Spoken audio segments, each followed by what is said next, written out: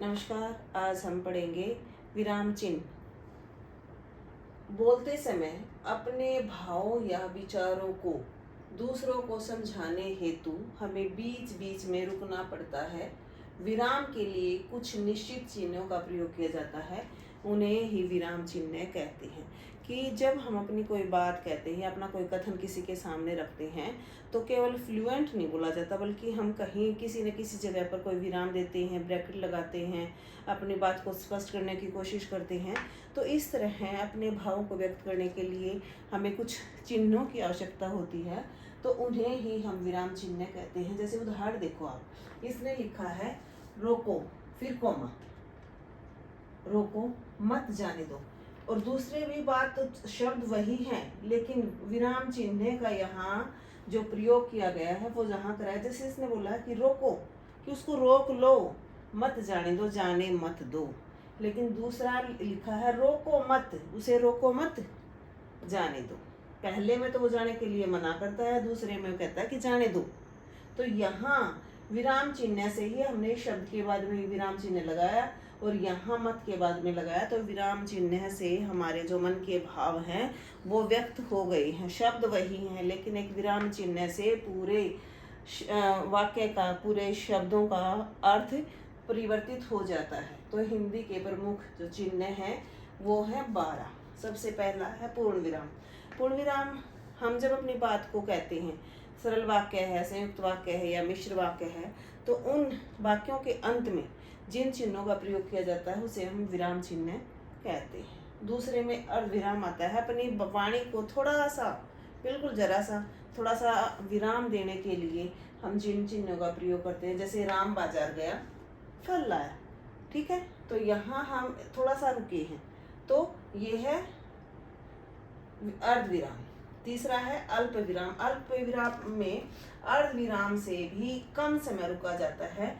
जैसे हाँ, मैं यह काम कर सकता हूँ, या जैसे हम कई बार बोलते हैं ना कि राधा मोहन सीता सभी इधर आओ, तो उनके बीच में जो लगता है वो लगता है अल्प विराम, कि हम जरा जरा सा रुक रहे हैं और सभी को बुला रहे हैं। अगला है प्रश्नवाचक चिन्ह। प्रश्नवाचक चिन्ह होता है किसी से कोई प्रश्न पूछना, या किसी को किसी चीज़ के बारे में ये पूछना कि क्या आपने ये किया है, तो उस तरह से क्या कहा हमने, उसने दूसरे ने कुछ बोला तो हमें सुनाई नहीं दिया, तो हमने कहा क्या कहा। ये भी हो सकता है कि उसकी बात हमें समझ में आ गई, लेकिन इसका मीनिंग दूसरा है कि आपने क्या कहा। अगला है विस्मय आदि बोधक। तो इसमें अपने मन के भावों को, विचारों को व्यक्त करने के लिए इस सिंबल का प्रयोग किया जाता है। अरे तुम आ गई, इसमें शोक, दुख, घृणा, हर्ष, खुशी, सारी तरह के इसमें हमारे मनोभावों को व्यक्त करते हैं, तो इसके लिए ये चिन्ह लगता है। योजक या विभाजक। योजक या विभाजक चिन्ह का प्रयोग हम द्वंद्व समास में या सा से सी से पहले लगाते हैं। जैसे सुख, दुख, माता पिता, ऊपर नीचे, इस तरह से इन शब्दों का प्रयोग, इन चिन्हों का प्रयोग हम करते हैं। निर्देशक या डैश। इसमें हम किसी चीज़ का निर्देश देने के लिए, डैश देने के लिए इन चिन्हों का प्रयोग करते हैं। जैसे अध्यापक, अध्यापक ने मतलब पूछा बच्चे से तुम कल कहाँ थे, है तो क्वेश्चन, लेकिन अध्यापक ने पूछा, तो ये निर्देशक डैश है, इसका चिन्ह ये होता है। इसमें योजक या विभाजक थोड़ा सा छोटा होता है, इससे जो निर्देशक डैश होता है वो थोड़ा सा लंबा होता है, ठीक है। अगला है उद्धरण।